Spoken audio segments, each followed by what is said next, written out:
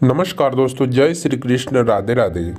प्रिय दर्शकों, स्वागत है आप सभी का पुनः आपके YouTube चैनल पर। दोस्तों, यह कहानी है त्रिया चरित्र का। जो भी आदमी इस कहानी को पूरा सुन लेता है वह कभी भी अपने जीवन में धोखा नहीं खाएगा। इसे सुनने के बाद आप अपने जीवन में बहुत सारे बदलाव ला सकते हैं। इस संसार में ऐसे औरतें भी हैं जो सुंदर और सुशील औरतों को भी बदनाम कर देती है। आपसे निवेदन है कि आप कहानी को पूरा अवश्य सुनें, क्योंकि दोस्तों ये कहानी आपको बहुत अच्छी सीख और जानकारी देकर जाएगी। तो चलिए अब कहानी शुरू करते हैं। बहुत समय पहले की बात है। एक राज्य में एक राजा रहा करता था। वह राजा बहुत ही धर्मात्मा राजा था। उनके राज्य की चर्चाएं बहुत दूर दूर तक फैले हुए थे। उस राजा का एक पुत्र था जिसका उम्र कुछ ज्यादा नहीं था, 12 या 13 वर्ष होगा। वह राजकुमार बड़ा ही सुंदर था, तो राजा उनका शादी कर देता है। जब राजा ने उस राजकुमार का शादी किया, उस वक्त उसका उम्र मात्र 14 वर्ष था और तभी उसका शादी कर दिया गया था और राजा अब बूढ़ा हो चुका था। एक दिन राजा ने सोचा कि अपने राजकुमार को अब राजा बना देते हैं, क्योंकि उस राजकुमार ने कई शादियां किए थे और पहले के राजाओं ने यही नियम था कि राजा जितने चाहे उतने शादियां कर सकता था। वह राजा अपने पुत्र राजकुमार को राजा बना देता है। उसके शादी हो चुके थे और एक नहीं बल्कि उस राजकुमार का 7 शादियां हो चुका था। वह राजकुमार जो कि राजा बना था, लेकिन अपनी पढ़ाई लिखाई फिर भी कर रहा था और वह रोज गुरुकुल पढ़ने के लिए जाया करता था। एक दिन की बात है, जब वह राजकुमार पढ़ने के लिए विद्यालय जा रहा था, रास्ते में उसे एक पनिहारी मिला। वह पनिहारिन भी बड़ा ही सुंदर था। उस पनिहारिन ने राजकुमार से पूछा कि हे राजा, आप रोज कहाँ जाते हो? तो राजा कहता है कि मैं रोज पढ़ने के लिए, विद्या ग्रहण करने के लिए अपने गुरु के पास जाता हूँ। तो वो पनिहारी कहते हैं कि ये तो अच्छी बात है, लेकिन आप ये बताइए कि आपने क्या त्रिया चरित्र पढ़ा है? उस राजाओं ने जवाब दिया कि नहीं, मैंने ये कभी नहीं पढ़ा है। तो उस पनिहारिन कहते हैं कि आप त्रिया चरित्र अवश्य पढ़ो। तो वे राजकुमार कहते हैं कि ये त्रिया चरित्र क्या होता है? तो उस पनिहारिन ने जवाब दिया कि इस बात का जवाब आप अपने गुरु से जाके पूछना और त्रिया चरित्र को अवश्य ही पढ़ लेना। तो उस राजकुमार कहते हैं कि मैं आज ही जाऊंगा और अपने गुरु से जाके पूछ लूंगा कि आपने मुझे अब तक त्रिया चरित्र क्यों नहीं पढ़ाया। इतने बात सुनने के बाद वह राजकुमार वहां से चल देता है। वह पनिहारिन का बात सुनकर अपने मन को गुस्से में था। गुस्से से उनके आंखें लाल थे और वह अपने गुरु के पास जाके गुरु को प्रणाम करता है। गुरुजी ने पूछा कि बेटा क्या हुआ, आज तुम बड़े क्रोध में दिखाई दे रहे हो और तुम्हारे आंखें लाल क्यों है? क्या बात है, मुझे बताओ। राजकुमार ने क्रोधित में जवाब दिया कि गुरुदेव, आपने मुझे त्रिया चरित्र क्यों नहीं पढ़ाया? ये बात आप हमसे क्यों छुपाई? त्रिया चरित्र के बारे में आप मुझे बताया क्यों नहीं? तो वो गुरु जवाब देता है कि बेटा, तुम त्रिया चरित्र नहीं पढ़ पाओगे, क्योंकि त्रिया चरित्र पढ़ना खतरे से खाली नहीं होता है। अगर तुम त्रिया चरित्र पढ़ोगे तो उसमें तुम्हारी जान भी जा सकते हैं। तो राजकुमार जवाब देता है कि गुरुदेव, आप इसका चिंता ना करें, अपनी रक्षा हम स्वयं कर लेंगे, आप केवल हमें त्रिया चरित्र पढ़ाइए। तो गुरुदेव जवाब देता है कि ठीक है, अब तुमने हट कर ली तो अब हम तुम्हें त्रिया चरित्र पढ़ाते हैं। और अब त्रिया चरित्र को पढ़ते पढ़ते राजकुमार को 1 साल हो गया और जब 1 वर्ष हो गया तो गुरुदेव ने कहा कि बेटा, अब तुम्हारा पढ़ाई पूरी हो चुकी है, अब तुम घर जा सकते हो और आराम से आप अपने राज्य को चला सकते हो और अब तुम्हें यहाँ पर आने का कोई आवश्यकता नहीं है। राजकुमार कहता है कि ठीक है गुरुदेव। राजकुमार जैसे ही जाने को कहता है, गुरुदेव उसे रोक लेता है और कहता है कि बेटा, हम तुम्हें एक ऐसा यंत्र देता हूँ और यदि तुम इसे अपने कानों में लगाओगे तो कोई भी तुम्हें पहचान नहीं पाएगा और तुम उसे पहचान लोगे। राजकुमार उस यंत्र को अपने हाथों में ले लेता है और गुरु ने कहा कि तुम इस यंत्र को ले जाओ और रात के 12 बजे आज ही की रात में अपने महल से निकल करके जंगल की तरफ जाना और पूर्व दिशा की ओर जाना, और जब तुम पूर्व दिशा की ओर जाओ तो यह यंत्र आप अपने कानों में लगा लेना और वहीं पर खड़ा हो जाना। तो राजकुमार कहता है कि ठीक है, बिल्कुल ऐसा ही करूंगा। फिर राजकुमार गुरुकुल से महल की ओर चल देता है और जब रात के 12 बज जाते हैं और उस राजकुमार के सातों पत्नियां सो जाती हैं। तब आधी रात को उस राजकुमार अपने हाथों में यंत्र लेकर महल से जंगल की तरफ चल देता है। राजा जंगल में पूर्व दिशा की ओर जाता है और वहां जाकर अपने कानों में यंत्र लगा लेता है और वहीं पर खड़ा हो जाता है। तो उसने क्या देखा कि वही पनिहारिन जो मुझे रास्ते में मिला था, तो वही पनिहारिन एक थाली में खाना लेकर जंगल की ओर जा रहा है। वहाँ थोड़ी ही दूर पर एक संत अपने कुटिया में रहते थे, तो उस पनिहारिन उस संत के पास खाना लेकर जा रहे थे और राजा ने देखा ये तो वही पनिहारिन है जिसने मुझे कहा था कि त्रिया चरित्र का पढ़ाई पढ़ो। लेकिन पनिहारिन उस राजा को नहीं पहचान पाए क्योंकि राजा के कानों में यंत्र लगा हुआ था और यंत्र लगने की वजह से राजा किसी को भी पहचान सकता था। तो राजा ने सोचा कि चलो उसके पीछे चलते हैं कि वह आधी रात को भोजन लेकर संत कुटिया की तरफ क्यों जा रहे हैं, इसका क्या कारण होगा। और वह राजा भी उसके पीछे छुपता हुआ चल दिया। अब वे पनिहारिन उस कुटिया में बाबा के यहाँ पहुँचते हैं। बाबा के पास जादू का पोटली थी और वह एक जादूगर था। राजा पीछे पीछे गया और वह छुप करके देख रहा था कि उस पनिहारिन को बाबा क्या करेंगे। तो बाबा ने पनिहारिन से कहा कि अरे पनिहारिन, पहले तो तुम मुझे ये बता कि आज आने में इतना देर क्यों लग गया। हाथ जोड़कर पनिहारिन कहने लगे कि परमात्मा, मेरा विवाह हो चुका है और मेरा पति मुझे ले जाने के लिए आए हैं। हमें लेकर वे कल चले जाएंगे, इसलिए मुझे उसे सुलझाने में थोड़ा सा देर लग गई और इस वजह से यहाँ आने में भी देर हो गया। जब ये बात साधु ने सुना, इसका विवाह हो चुका है और इसका पति इसे लेने आया है, तो साधु कहता है कि पनिहारिन, इसका मतलब है कि तुम इस अपने पति के साथ जाना चाहती हो, तो मेरे पास क्यों आई हो। पनिहारिन कहते हैं कि मैं आपके बिना नहीं रह सकती हूँ, मैं आपके बिना नहीं जी सकती हूँ। साधु कहता है कि हे पनिहारिन, इसके लिए तुम्हें एक काम करना होगा। साधु एक बड़ा सा चाकू निकालता है कि हे पनिहारिन, ये लो और जाओ अपने पति का गर्दन काट कर यहाँ ले आओ। अपने उस पति को मार दो जो हमारे और तुम्हारे बीच में दरार बन रहा है, तब मैं तुम्हें रख लूंगा और तुमसे विवाह कर लूंगा, तुम्हें अपना पत्नी बनाऊंगा। बिना कुछ सोचे समझे वे चाकू को ले लेते हैं, दौड़ते हुए अपने घर जाते हैं और उसका पति सो रहा था और वहां जाकर वे अपने पति के गर्दन काट देते हैं। उसका गर्दन को लेकर वो अपने साधु के पास आते हैं और वे जो राजकुमार थे उसके पीछे पीछे सारा उनके कारनामा देख रहे थे। साधु ने देखा कि अपने पति को मार करके उसका गर्दन यहाँ पर लेकर आए हैं। साधु को बहुत गुस्सा आया और उसने उसके लात मारे और बोला, भाग जाओ यहाँ से। जब तुम अपने पति के नहीं हो सके जिसके साथ तूने साथ फेरे लिए, तो तुम मेरी क्या होगी।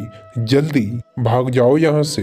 अगर तुम मेरे पास दोबारा आए तो मैं तुम्हें जिंदा नहीं छोड़ूंगा। साधु की यह बात सुनकर उस पनिहारिन को ऐसा लगा जैसे उसके पैरों तले जमीन खिसक गए हो। फिर भी वे अपने पति के कटे हुए गर्दन को घर लेकर आए, उसका गर्दन छोड़ देते हैं, वहीं बैठ जाते हैं और इधर जैसे ही सवेरा हुआ वह अपने पति के पास बैठकर रोने लगते हैं और चिल्लाने लगते हैं कि देखो देखो, किसी ने मेरे पति की हत्या कर दी। लेकिन रात का उस सारा कारनामा राजकुमार ने देख चुका था। इधर सारे गांव वाले पनिहारिन के घर चले जाते हैं और उसके पति के लाश को लेकर गांव से बाहर जाते हैं उसका दाह संस्कार करने के लिए। और वे पनिहारिन भी पीछे से रोते हुए, बिलखते हुए, भागते हुए चले जा रहे थे और उधर राजकुमार भी जा रहे थे जो कि अपने राज्य के राजा बन चुके थे। पनिहारिन भागते हुए, चिल्लाते हुए पहुंची। वे पनिहारिन कहते हैं कि मैं सती पत्नी हूँ, कि अगर हमारे पति ही नहीं रहे तो ऐसे जीवन का क्या फायदा, मैं इन्हीं के साथ सती हो जाऊंगा। राजा को उनके बातें सुनकर हंसी आ जाते हैं और राजा कहता है कि त्रिया चरित्र जाने ना कोई, और कसम मेरे के हुए सती। राजकुमार की यह बात तो और कोई समझ नहीं पाया, लेकिन वह पनिहारिन समझ जाती है और कहते हैं कि राजा साहब, आप हमारे ऊपर यह बात कह रहे हैं, लेकिन चलिए कोई बात नहीं, मैं सती हो जाऊंगी। लेकिन पनिहारिन जाते जाते कहते हैं कि मैं तुम्हें एक बात बताती हूँ। राजकुमार कहते हैं, क्या बताओगी। पनिहारिन कहते हैं कि राजा साहब, जब आप चटाई पर बैठे तो तब उस चटाई को आप झाड़ कर बैठे। राजा कहता है कि यह पनिहारिन क्या कह रहा है, मैं तो राजा हूँ, मुझे चटाई पर बैठने का क्या आवश्यकता है। पनिहारिन कहते हैं कि नहीं, जब भी तुम्हें कोई नौबत आए चटाई पर बैठने की तो तुम चटाई झाड़ कर बैठना। राजकुमार कहता है कि चलो ठीक है, अगर तुम कह रहे हो तो मैं ऐसा ही करूँगा। और कहने के बाद वह अपने पति के साथ सती हो जाते हैं और राजकुमार उसका अंतिम संस्कार करवाकर अपने घर को आ जाते हैं। किसी तरीके से पूरा दिन व्यतीत हुआ और उधर जब दूसरी रात आई तो वह अपने गुरु के कहने के अनुसार वही यंत्र कान में लगाया, पूर्व दिशा की ओर उसी स्थान पर जाकर खड़ा हो गया जहां पर पिछले रात खड़ा हुआ था। दूसरी रात को राजकुमार ने क्या देखा कि उसके सातों पत्नियां भोजन की थाली अपने अपने हाथों में लेकर उसी साधु के कुटिया की तरफ जा रहे हैं। जैसे ही राजा ने उस सातों पत्नियों को उस राजा के कुटियों की तरफ जाते देखा तो उस समय राजकुमार के पैरों तले जमीन खिसक गई और वह अपने मन में सोचने लगा कि ये क्या चक्कर है। तभी उनमें से एक रानी राजकुमार को देख लेता है, लेकिन रानियों ने अपने पति राजकुमार को नहीं पहचान पाए क्योंकि राजकुमार अपने कानों में यंत्र लगाए हुए थे। वह यंत्र लगाने की वजह से राजा को कोई पहचान नहीं पाता था और उसके एक रानी कहते हैं कि ये लड़के, तुम इतने रात को यहाँ पर अकेले क्यों खड़े हो, हमारी थाली लेकर के उस कुटिया तक पहुँचाओ। बिना कुछ सोचे समझे राजकुमार ने उस थाली को अपने हाथों में ले लिया और अपने रानियों के साथ कुटिया तक जाने लगा। सातों रानियां और राजकुमार उस साधु के कुटिया में पहुंचते हैं और वह राजकुमार कुछ भी नहीं बोल रहा था कि वो राजकुमार देखना चाहता था कि हमारे प्यार में वो कौन सा चीज का कमी रह गया जो कि हमारे सातों रानियां इस साधु के पास आते हैं और इस साधु के पास ऐसा क्या है जो हमारे सातों रानियां अभी यहाँ आ रहे हैं। तो वह राजकुमार छुप करके सब कुछ जानना चाहता था। इधर सातों रानियां जब राजकुमार को लेकर के साधु के पास पहुंचे तो वो महात्मा राजकुमार को देख करके कहता है कि ये कौन है। तो सातों रानियां कहते हैं कि महात्मा, ये बालक हमें रास्ते में मिला, इन्होंने हमारी सहायता की तो हमने इनको अपने साथ लेकर आ गए। रानी कहते हैं कि एक काम कहते हैं, इन्हें एक रात यहीं पर रहने देते हैं, कल सुबह होते ही यह चला जाएगा। वह साधु उनके बातों को मान लेता है और वह अपने शिष्य को बुलाता है और उनसे कहता है कि आज रात इन बालक का रुकने का व्यवस्था कर दो। वह शिष्य उस राजकुमार को लेकर एक कमरे में जाता है। उस कमरे में एक चटाई बिछे हुए थे।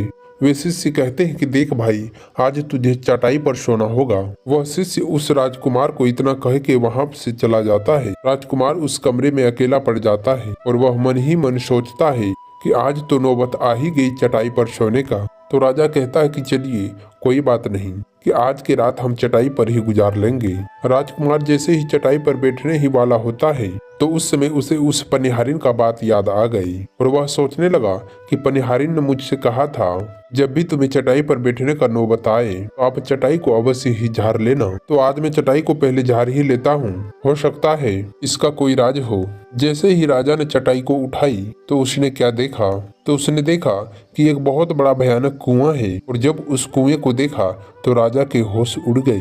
तो राजा उस कुएं के अंदर झांक कर देखता है। राजा को उसके अंदर बहुत सारे कैदी दिखाई देते हैं जिन्हें उस्तादों ने अंदर कैद करके रखा था। उस कैदियों में से एक आदमी राजकुमार को पहचान लिया तो वह आदमी राजकुमार से कहता है कि राजकुमार, आप यहाँ पर कैसे आ गए। तो राजकुमार कहता है कि धीरे बोलो, नहीं तो सब पोल पट्टी खुल जाएगा। तब सभी कैदियों ने कहा कि राजा साहब, आप यहाँ से भाग जाए, हम तो यहाँ से निकल नहीं पाए, लेकिन आप यहाँ से भाग जाए, नहीं तो आपका भी यही हाल हो जाएगा जो कि हमारा हो रहा है और आप भी यहाँ पर फंस जाएंगे और आपको भी पकड़कर ये साधु इसी में डाल देगा। आपको जितना जल्दी हो सके आप यहाँ से भाग जाए। राजा जब उस कमरे में गया था तो अपने कान में से यंत्र को निकाल लिया था और जब राजा वहां से भागा तो वे उस अपने यंत्र को अपने कानों में लगाना भूल ही गया। राजा को भागते हुए उन रानियों ने और उस साधुओं ने देख लिया था। रानियों ने जब राजा को भागते हुए देखा तो वे रानी सब कहते हैं कि ये तो हमारे पति है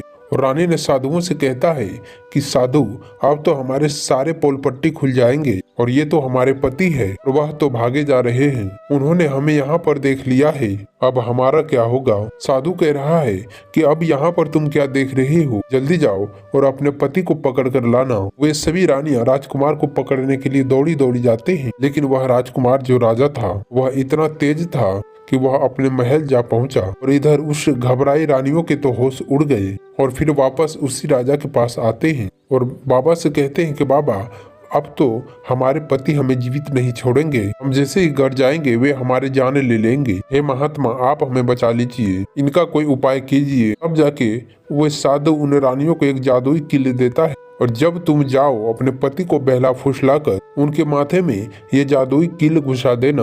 ये कील तुम्हारे पति को ढेर बना देगा और तुम साथ मिलकर उसे मार देना। बस उनकी कहानी खत्म हो जाएंगे और तुम सातों रानियां बच जाओगे। सब रानियां तैयार हो जाते हैं। वे सातों रानियां साधु के बात मान लेते हैं। वे सातों रानियां जादुई कील लेकर महल आते हैं। वे सातों रानियां आपस में विचार करते हैं। राजा सबसे ज्यादा प्रेम सबसे छोटे वाली रानियों को करते हैं। वह 6 रानियां मिलकर वे जादुई कील छोटे वाले रानी को दे देते हैं। ये लो, ये तुम्हारा काम है और तुम किसी भी तरह राजकुमार के सर में ये कील गाड़ देना। तो रानी कहते हैं कि ठीक है और छोटी वाली रानी वो कील ले लेते हैं। जब राजा ने उस सातों रानियों को आते हुए देखा तो राजा ने कहा कि पहले तुम यहीं रुको और पहले तुम ये बताओ कि हमारे राज्य और हम में तुम्हें क्या कमी दिखा कि तुम आधी रात को उस साधु के पास जाते हो और इसका क्या कारण है। पहले तुम ये मुझे बताओ। तो वे सातों रानियां हाथ जोड़कर कहते हैं कि महाराज अब हमें माफ कर दीजिए। हमें लगता है कि उस साधु बाबा ने हम पर कोई जादू टोना कर दिया था,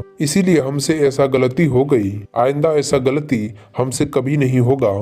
छोटी रानी ऐसे बातें सुनकर राजा उनके बातों को मान लेता है क्योंकि वह छोटी रानी से राजा बहुत प्रेम करता था। वह राजा भी सोचने लगता है कि शायद वह बाबा ने ही इन पर कोई जादू टोना किया होगा और अपने सातों पत्नियों को माफ कर देता है और कहता है कि ठीक है, तुम अपने कमरे में चले जाओ। सबसे छोटी रानी जिससे राजकुमार सबसे ज्यादा प्रेम करता था वह राजकुमार को खाना खिलाती है और वह राजकुमार को सुला देती है और जब वह राजा सो गया तो वह 6 रानियां भी वहीं पर आ जाती हैं। सबसे छोटी रानी जो थी वह जादुई कील निकालते हैं और वह राजा के सर में घुसा देते हैं। छोटी रानी ने कील जैसे ही ठोके राजा बहुत ही तेजी से उठा, लेकिन इतने समय में वह ढेर बन चुका था और वह उस समय उस राजा में इतना शक्ति नहीं था कि उस समय उस रानियों से मुकाबला कर सके। वह सातों रानियां उस राजा को पकड़ने लगे। राजा फिर भी हिम्मत नहीं हारा और अपने महल के खिड़की से कूदकर और वह भागते भागते अपने गुरु के पास पहुंच गया।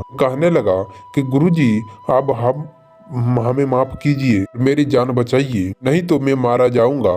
तो गुरु कहते हैं कि बेटा, मैंने तुमसे कहा था तुम त्रिया चरित्र मत सीखो, इसमें जान भी जा सकते हैं, देखा इसका नतीजा। तो वे राजकुमार कहते हैं कि गुरुदेव मुझे माफ कर दीजिए और जल्दी मेरे जान बचाओ, नहीं तो मैं मारा जाऊंगा। मेरे पत्नी ने मेरे सर में जादुई कील ठोके हैं, इनकी वजह से मैं ढेर बन चुका हूँ। और गुरु ने जब ध्यान से देखा तो कहा कि ये वही कील है जो साधु ने दिया है, मैं तुम्हें अब नहीं बचा सकता।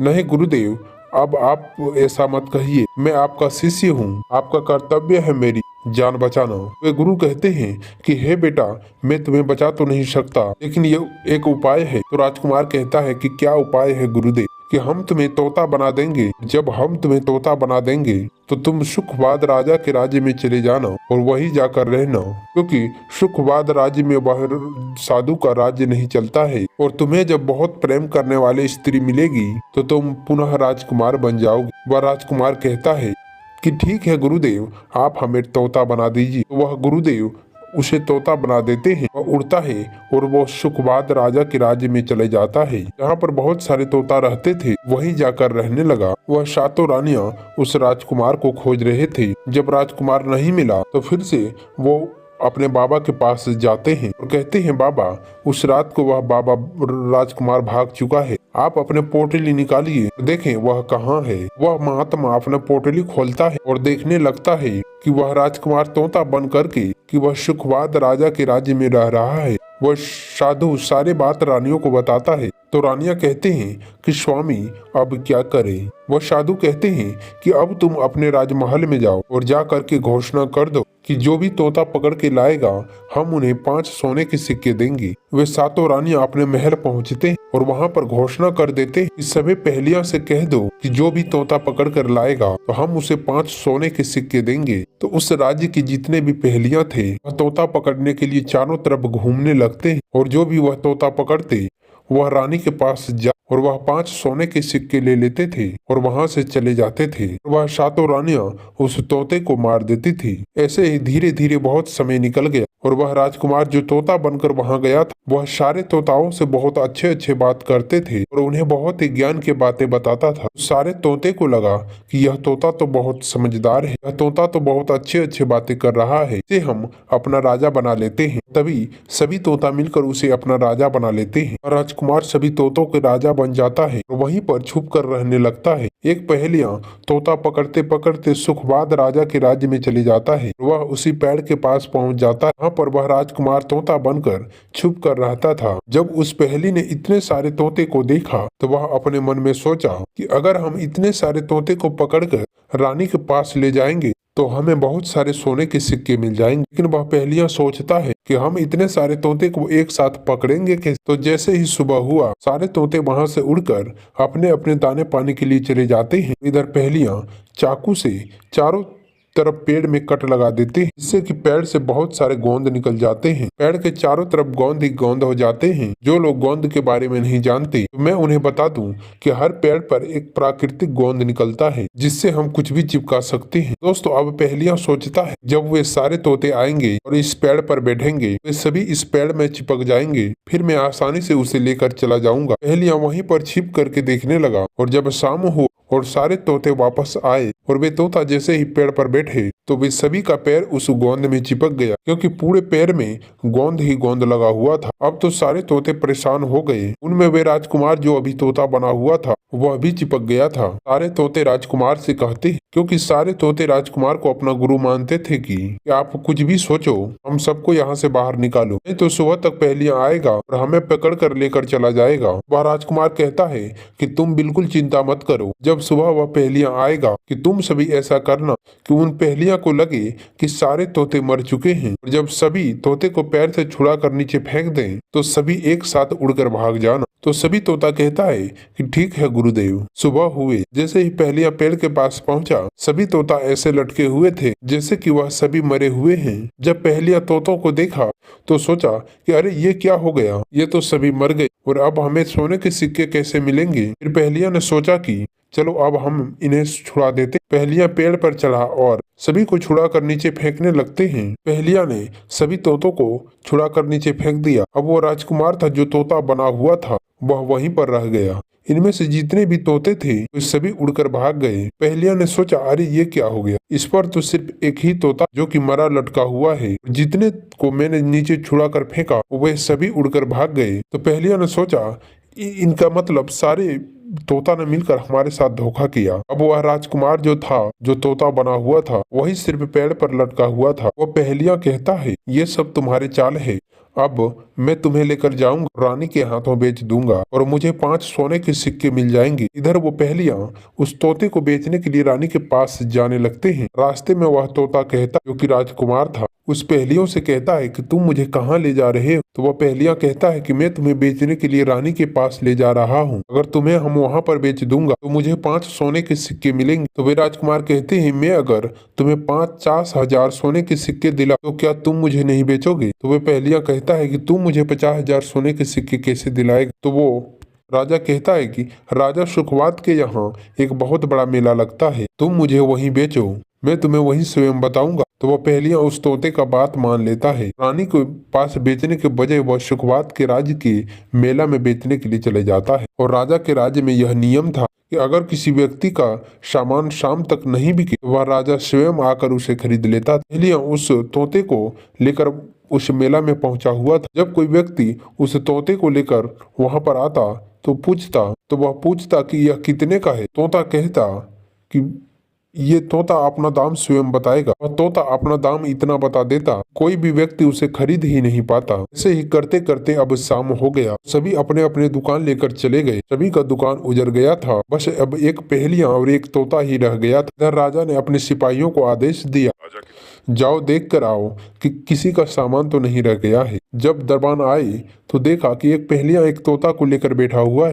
तो वह सिपाही पहेलियां से कहता है हे पहेलियां तुम्हारा तोता क्यों नहीं बिका, तुम इसे कितने में बेच रहे हो। तोता कहता है कि जो भी इन्हें 50,000 सोने के सिक्के देंगे वही मुझे खरीद पाएगा। उस तोते का बात सुनकर वह सिपाही आश्चर्य में पड़ जाते हैं और वह सोचता है अरे ये तोता तो अपना मूल्य स्वयं बताता है। सिपाही राजा के पास जाते राजा को सारे बात बताते हैं और राजा से कहते हैं कि एक पहेलियां एक तोता लेकर बैठा हुआ है, लेकिन वह तोता अपना मूल्य स्वयं ही बता देता है। वह इतना महंगा बताता तो शायद इसीलिए उसे कोई खरीद नहीं सका। वह राजा उस सिपाहियों से पूछता है कि वह अपना मूल्य कितना बता रहा है। वह सिपाही कहते हैं कि वह अपना मूल्य 50,000 सोने के सिक्के बता रहे हैं, इसलिए हमें खरीदेंगे, और अगर हम नहीं खरीदेंगे तो आपके राज्य की बदनामी होगा। कि राजा के बाजार में एक तोता नहीं बिका। तभी राजा अपने मंत्रियों के साथ अपने रथ पर सवार होकर बाजार में पहुंचता है। कहता है इसका क्या मूल्य है। पहेलिया हाथ जोड़कर कहता है राजा साहब अपना मूल्य ये तोता स्वयं बताएगा। राजा फिर तोते से मूल्य पूछा। राजा साहब जो इन्हें 50,000 सोने के सिक्के दें वही मुझे खरीद पाएगा। वही राजा अपने सिपाहियों से 50,000 सोने के सिक्के मंगवाता है और पहेलियों को पकड़ा देता है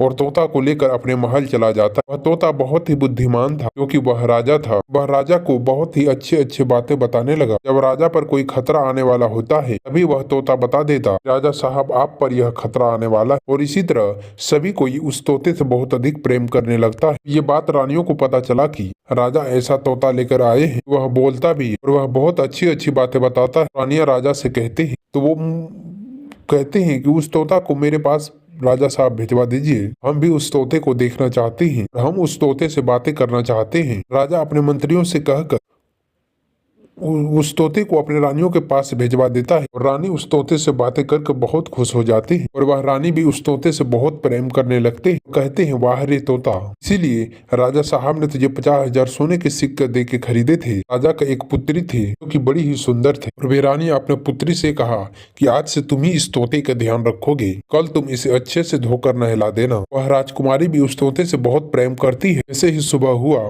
राजकुमारी उस तोते को लेकर नहलाने जाते हैं। राजकुमारी उसे नहला रहे थे तभी उसने देखा उस तोते के सिर पर कील सा कुछ लगा हुआ है, तो वे राजकुमारी उसे निकाल देते हैं। राजकुमारी जैसे ही कील को निकालते हैं वह तोता पहले वाला सुंदर सा एक राजकुमार बन जाता है। इसे देखकर राजकुमारी घबरा जाते हैं। वह राजकुमार कहता है कि तुम घबराओ नहीं, ये कील वापस से मेरे सर में लगा दो, मैं फिर से तोता बन जाऊंगा, फिर इसके बारे में मैं तुम्हें रात्रि में बताऊंगा। तुरंत से वह कील राजकुमारी उनके सिर में लगा देता और वह वापस से तोता बन जाता है। रात को राजकुमारी अपने तोते को लेकर अपने कमरे में जाते और उनके सर से कील निकाल देते हैं और वह तोता फिर से राजकुमार बन जाता है। वह राजकुमार सारी दास्तां अपने राजकुमारी को बताता है और कहता है माफ करना, यह दास्तां तुम किसी को बताना नहीं तो मेरे जान चले जाएंगे। राजकुमारी इसके बारे में अपने माता और पिता को भी नहीं बताते। दिन भर तोता रहता। रात को वह राजकुमारी तोते को अपने कमरे में ले जाते और उसके माथे से कील निकाल देते और वह राजकुमार बन जाता और रात में वह दोनों साथ में ही रहते। ऐसे ही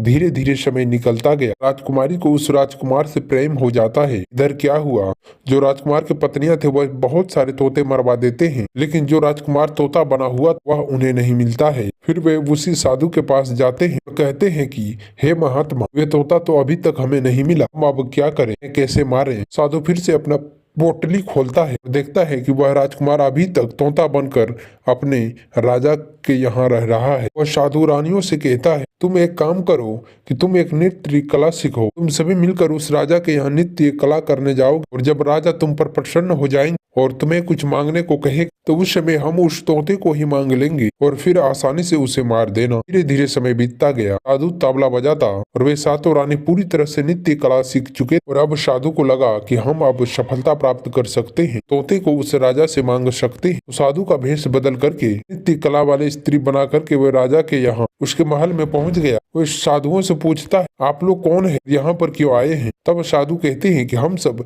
नृत्य कला वाले हैं और आपके महल में हम नृत्य कला दिखाना चाहते। राजा को भी गाने और बजाने का बहुत शौक था, वह मान जाते हैं। जब उस गाने बजाने का आवाज तोते ने अपने कानों में सुना तो वह समझ गया वह साधु अपने हमारे सातों रानियों को लेकर भेष बदल कर यहाँ पर आ गया है, अब हमारे जान नहीं बचेंगे। लेकिन जब राजकुमारी अपने तोते को लेकर अपने कमरे में जाती और उस तोते के सर से कील निकालता है और वह तोता राजकुमार बन जाता है और वह राजकुमार सारी बातें उस राजकुमारी को बताता है। देखो जो ये गाने बजाने वाला आया है ये वही साधु है, गाने बजाने से राजा को खुश कर देगा, बदले में मुझे मांग लेगा और ले जाकर मुझे मार देगा। राजकुमार कहता है कि सुनो राजकुमारी, जब राजा आदेश दे तोता को लेकर आए तो तुम मुझे मत देना। राजा खुद मुझे यहाँ लेने आए तब भी तुम मुझे नहीं देना, कहना कि तोता को नहीं दूंगी, और जब तोता नहीं माने, राजा तुमसे जिद करे, तब तुम गुस्से में आकर के पिंजरे को फेंक देना। उसके बाद हम अपने बचने का रास्ता स्वयं ही ढूंढ लेंगे। राजकुमारी कहती है कि ठीक है। वहाँ गाना बजाना हुआ और राजा जब प्रसन्न होकर उन्हें कहते हैं, मांगो क्या मांगना चाहते हो। वह साधु कहता है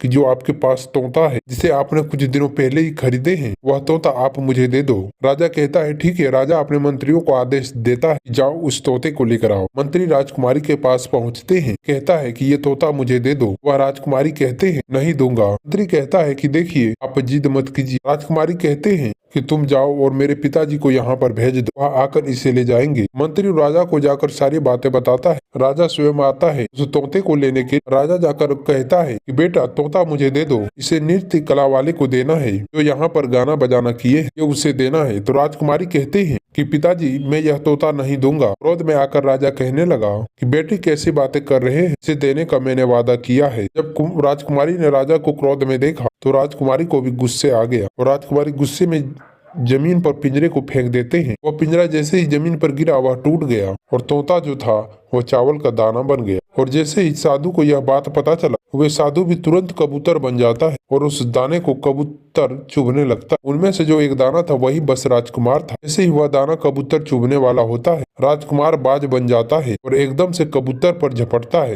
और उसे मार देता है। इस तरह से उस साधु का मृत्यु हो जाता है। राजा यह सब देखकर आश्चर्यचकित हो जाता है। वह उस कबूतर को मारकर फिर से तोता बन जाता है। जो राजकुमारी थी उस तोते से कील निकाल देते हैं और वह फिर से पहले जैसा राजकुमार बन जाता है। राजकुमारी अपने पिता को सारी बात बता देते हैं। वह राजकुमार कहता है कि देखिए राजा साहब, मैं भी एक राजा हूँ, मैं आपके बेटी से प्रेम करता हूँ, मैं उनसे शादी करना चाहता हूँ।